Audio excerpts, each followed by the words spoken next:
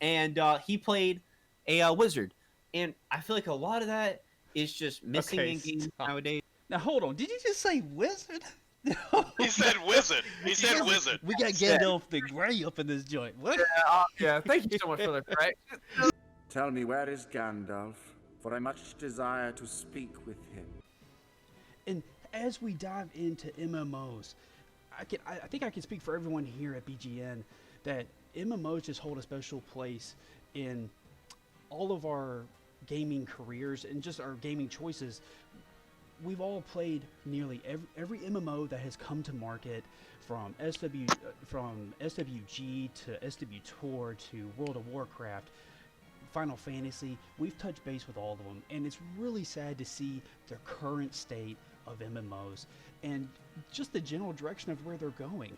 We're seeing a heavily monetized MMO market that's being developed that is very, in some aspects, pay to win, such as Black Desert Online. But also, it's important to realize where we've really come from as well. And so we're coming from a new brand of MMOs that are coming from Kickstarter. And specifically, you guys may already know what I'm talking about, and that's Chronicles of Illyria, and most recently, Dreamworld, where they are obviously scams, and Chronicle of Illyria is actually being taken to court right now. So I would advise you to just go look that up. That is happening right now, and it's important to understand that as we go forward, not to just throw your money at these games and don't settle for some of these MMOs that are coming out. And this is just coming on the reels of this new Lord of the Rings online MMO that was announced back in 2019 by Amazon, now being canceled just here earlier in April 2021.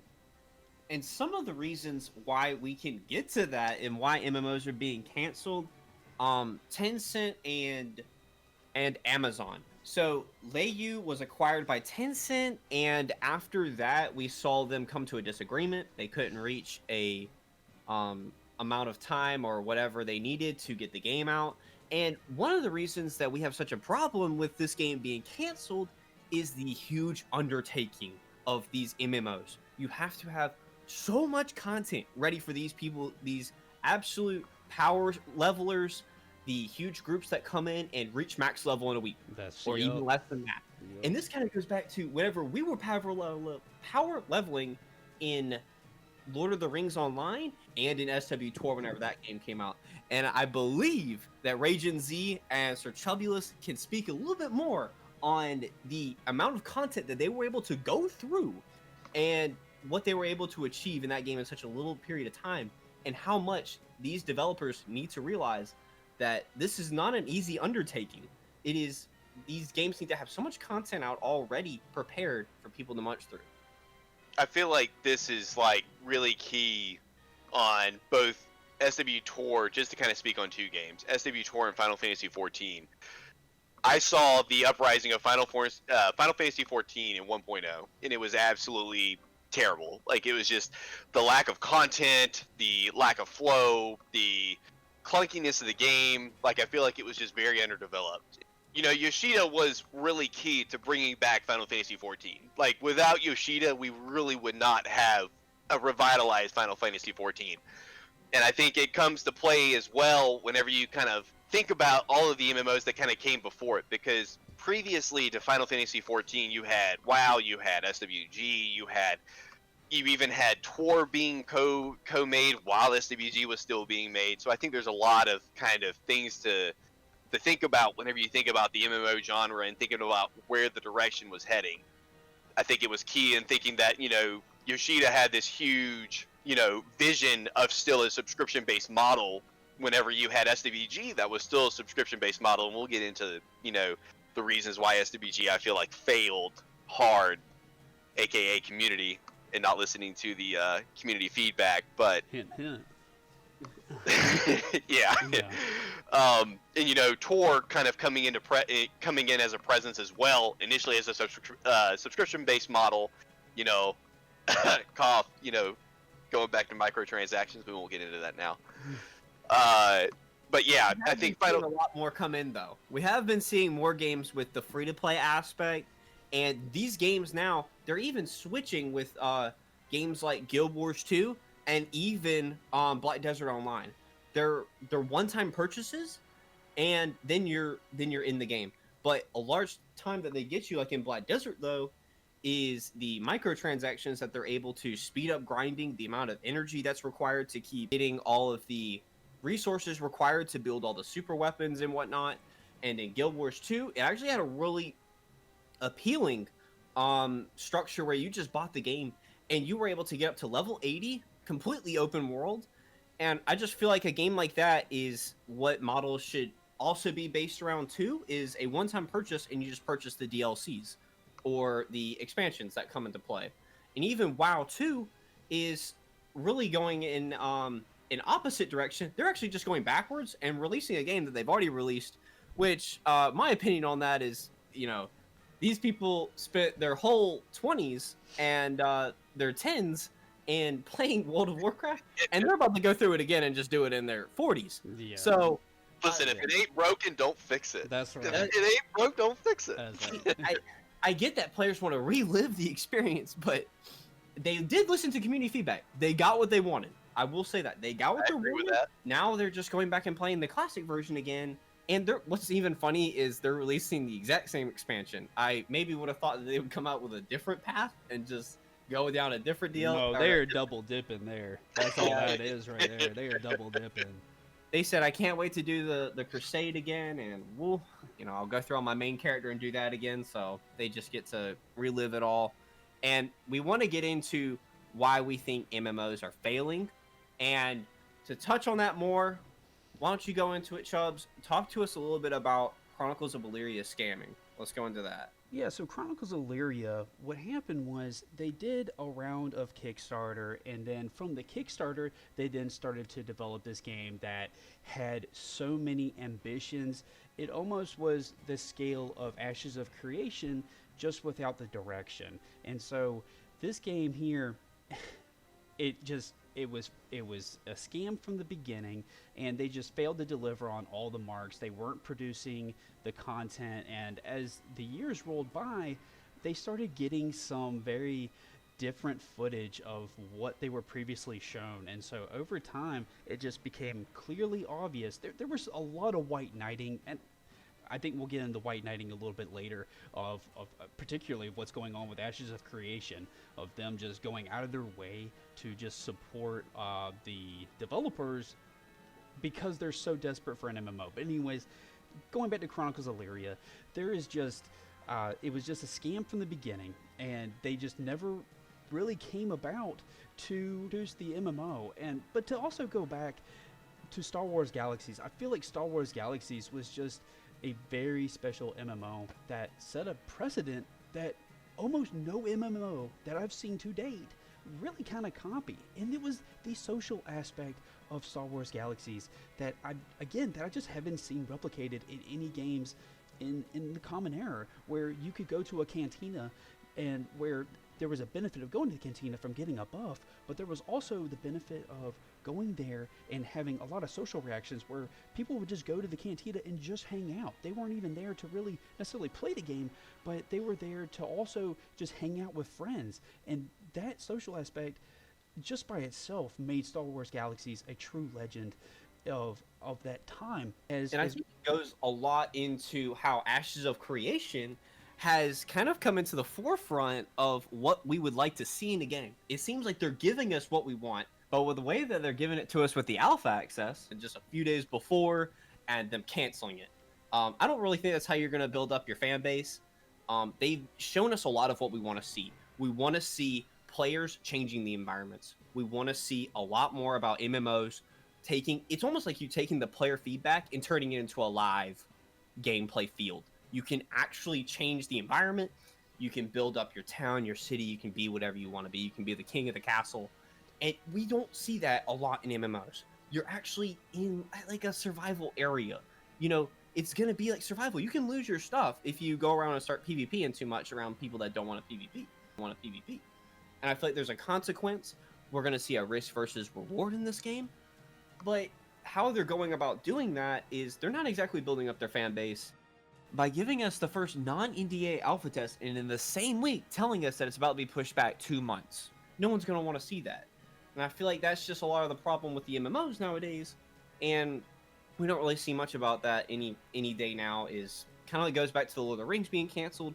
This is such a huge undertaking for these people. And back with the Chronicles of Illyria, it was a huge undertaking. I don't think these people were really... It might have started off well, or maybe they kind of just took the wrong path and realized they could just get money for it. And they have to have so much content at release. And you're just not seeing that in games nowadays. Especially with Guild Wars 2. I believe Guild Wars 2 had the level of content there that was enough to get you in and get you excited about the game. But as the game progressed, you slowly realized that it was a very niche MMO versus appealing to a broader audience. For instance, as you near the end game, it becomes Fashion Wars versus Guild Wars. And what I mean by that is it's very cosmetic based, where you go around and you just collect armor pieces and then you just try and interact that way. Because as you get closer to the end game, it becomes noticeably niche, because armor has very little value as you go from legendaries to the next step, and there's very little attack bonuses. And so that's where in a game like that, it's good for that target audience of people that want to come home and just get right into the game versus having to jump into the raid in their raid group and have to get the next best armor piece. And so in that niche, it was very important for them. And I definitely think that's true. Like I think you already kind of like well established it, but I'll play devil's advocate for a second. I think whenever you kind of speak to progression, gear progression, keeping people entertained, you know, the whole cosmetic appearance thing kind of plays into your casual audience versus your hardcore. And I feel like there's a huge battle between both of them. I'm not going to kind of derail kind of off of kind of like our central topic, but I definitely think that comes into play whenever you consider like your target audience for each game. And I think that's definitely where Guild Wars started to kind of fall flat, because I feel like you have such a hardcore audience and you have people that want to be the best, but you want to even the playing field. I feel like there's a definite there's a definite ground there that you kind of have to equalize, and I feel like there's arguments for it on both sides. And I think that it's kind of... Go ahead. Guild Wars 2 came off as a game where they were really staking on the world versus world, and that just fell completely flat. There was a lot of traveling. Guilds would spend hours just walking around trying to find combat in these. You know, you would see a fight break out for 30 minutes taking a castle, and I feel like the game turned into something completely else. It just turned into a farming fest. I remember spending all of my fall break back in high school farming for the Armageddon armor. Just doing repeated karma farming for a whole daggum week just to get this cool looking armor. And here I was looking like the biggest fool, because next thing you know, some guy that did 3 dungeons in a row ended up with the same level of armor as I did. That's right. Yeah. It's a great idea and concept. I feel like it's great on paper, but it just doesn't play out in reality. Like, it's just, you know, there has to be some further achievable goal instead of just, oh, I look cooler than you, so I'm gonna be better than you kind of thing. That's right.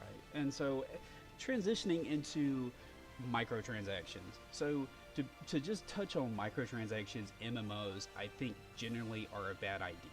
When we look at big streamers such as Asmongold that have touched on microtransactions, they've said it best themselves whenever they go on to say that whenever you can buy a good cosmetic from the shop instantly, it cheapens the value of the armor that you take so long to get in raids that's RNG, or you have to go through some sort of loot list through a clan that takes so long to get. It just cheapens the value of that. It undermines the total value of that armor when you get it.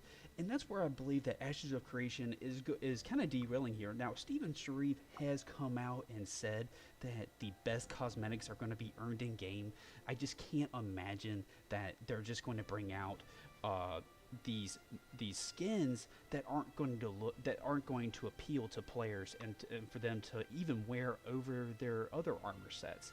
And also turning to Tor as well, SW Tor, because they went from the monthly Standard subscription. $15 a month. Yeah, and then they went into microtransactions where it's kind of evolved into the same kind of thing. And It's the so- model. Yes, and so, but to also turn another point as well, and that's also touching back on SWG. SWG had a really unique combat experience because of the amount of professions and unique combinations that you can get from the gameplay. And this is where Ashes of Creation, I believe, is doing extremely well, offering potentially 64 different classes between 8 main archetypes, and then those same archetypes that you can then match up with those to come out with a class accordingly. Though in that aspect, that's one of the most aspects that I'm most interested about, because I believe it's just going to tie into the bigger role of having more impactful combat. And so I would also like to see too is because we're meeting a new kind of genre with Ashes of Creation. Back in EVE Online in 2004, I almost feel like that game was too much freedom. Like, because you got stuck doing all of the groundwork from then. They just left you in this open world pretty much that the players built themselves. It is absolutely insane that the amount of people that did this as like a full-time job built up these massive creations. And I almost feel like whenever we look at Ashes of Creation, they're giving us the battlegrounds to build up these areas and kind of live off of them. And then I almost feel like that's enough to get people in the game and keeping it fresh and keep renewing the areas that you're going to be able to grind in and get all these new possibilities. And then you look at a game like EVE Online, where every single thing was built from players. Everything about the game was built from players. And that would almost look intimidating to any new player, because they feel like they would have missed out on all of that. But in Ashes of Creation, for instance, we're going to see the ever-changing landscape and how you can just get in and involve yourself in it, and without feeling left out from the years of building that EVE Online has done in the past. And I feel like that's a good direction to go in. Whether or not we'll even see it come out whenever it's supposed to, with them pushing it back, hopefully. that's probably the biggest thing, is the pushbacks now. I would rather see a game pushback, though, and have it done, especially after the Cyberpunk, how much time that thing was built Total up. fail, And total it just flop. got complete crash and burn. What a joke. Yeah. It's so sad to see the games being pushed back, but I would much rather see it, especially with New World. I think we're all pretty hyped about New World. The game has had so many turns. You've seen it go from people absolutely loving it at the start to absolutely hating it after the PvP change, to now everyone kind of being hyped because they want to see the game come out now. They keep releasing new content for it. We don't have it yet, but we will be seeing content added to the game and further along. And that's where we'd like to see MMOs progress in general.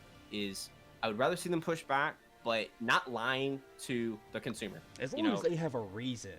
And that's what I feel like Amazon's doing really good with New World. Now, again, just taking a little look at just Lord of the Rings and also New World and Ashes of Creation, because as you're watching this video, you're probably realizing that we're only bringing up these games, but the fact is, these are the only games we have to look forward to in the near future. And now that we have Lord of the Rings canceled, honestly, the next one that's really in development is this new MMO that Riot is starting to develop. Now, we won't see any footage on that or see any notes on that for, probably for the next 2 or 3 years. So really, the only near future MMOs that we're going to get is New World and Ashes of Creation. And that's just is really sad whenever you look at just the past games of how they've been released, going from Black Desert to Final Fantasy to World of Warcraft. It's just really sad to see such a break there. When Black Desert was released back in 2014, and I would hardly consider the remaster to be just a totally different experience, but regardless, up until now, we haven't seen anything solid. And that's because of just how these games just got how they just got screwed over with just being scams in general. There was just no top 10 MMOs that have been released recently. I feel like there's a lot to go off of that too. Whenever you look at a successful MMO, you look at so many different things, and I feel like community, one, being an MMO, two, massive multiplayer, people just trying to, come together and try to form some sense of direction for the game, and then two, the money models. You're looking at microtransactions versus subscription. I feel like that's a battle for the ages. Like it's something that's been hotly debated so many times over and over again.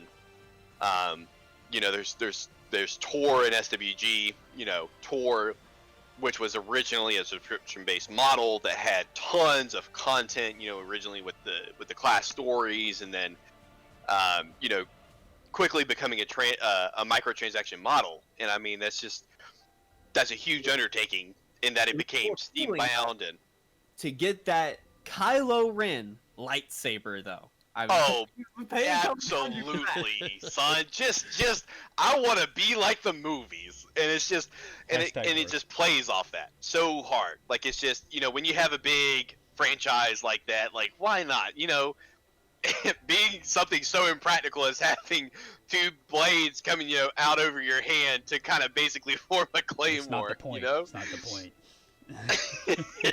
So, and then you look at SWG. I mean, that is just such a community-driven game. Like, I just feel like where the failing was at with this game, you know, there was so much success and there's so much history with this game, going from pre-CU to CU to NGE.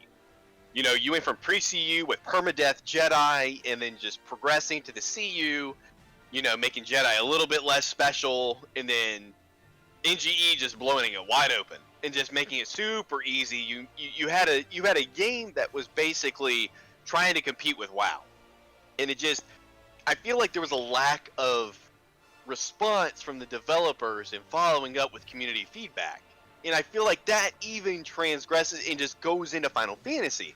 Take Final Fantasy 1.0 versus 2.0.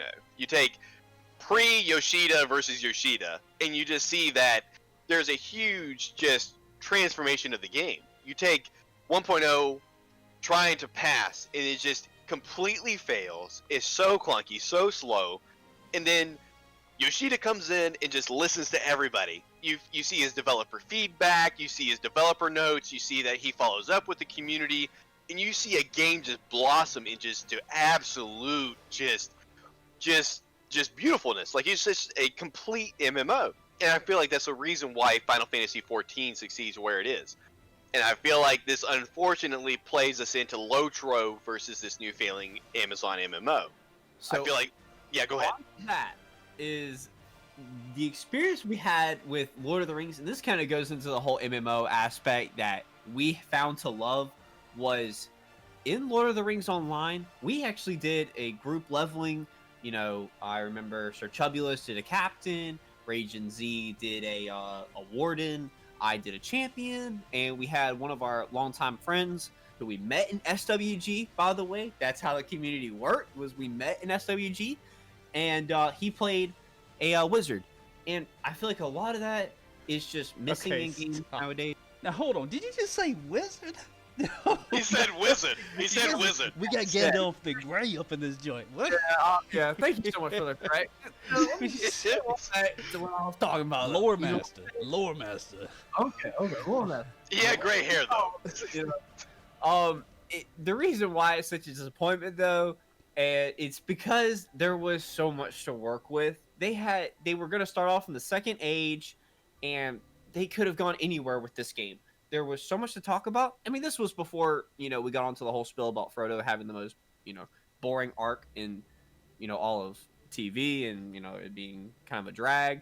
You know, now they can just branch off and do whatever they want to. You know, Sauron was defeated, I believe, the first time, and they could have gone anywhere with this. The orcs had an outrising, and different aspects of the game could have been great. That was pretty much it, though. And it's a disappointment. They additionally had a TV series. Exactly. They've got a lot planned, but that's about it, though. The game is completely done for, and the TV series is about all you gotta look forward to. And so here at BGN, guys, that's going to wrap us up for our MMO kick here. And you guys can see we're just passionate about this topic because we just want to see the MMO genre just grow, and we want to have positive outlooks. And so we are hoping with just these games that are coming up, New World, Ashes of Creation, and further down on the line, Riot Games, we just hope to see that we could see a future here, because just with this most recent cancellation of Lord of the Rings from Amazon, yet again, another cancellation from Amazon. We're hoping that they can get a good game right with New World, but we're gonna wait and see, guys. The verdict's still out on that. But Hopeful. That's right. That's right. So anyways, guys, please like, comment, and subscribe. It really helps us out grow the channel, and let us know what you'd like to see further. And here at BGN, we're going to be signing off. This is Sir Chubulus. PvP my kids IRL. This is Raging Z, son. And stay frosty.